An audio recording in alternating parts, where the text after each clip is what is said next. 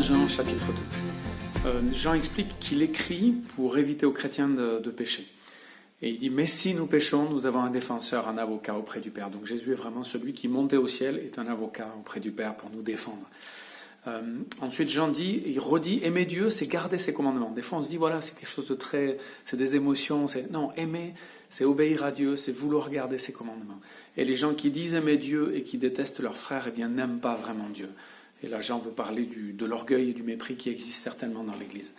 Jean va s'adresser ensuite aux jeunes gens, aux parents, aux jeunes, aux enfants, aux parents et aux jeunes, en disant, voilà, jeunes gens, vous êtes forts, vous avez vaincu le monde, vous demeurez dans la parole.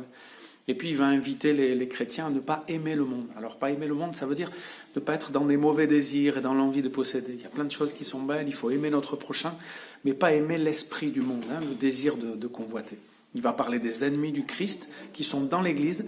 Par exemple, celui qui dit que Jésus n'est pas le Messie ou n'est pas Dieu, eh bien est un menteur, c'est un ennemi du Christ.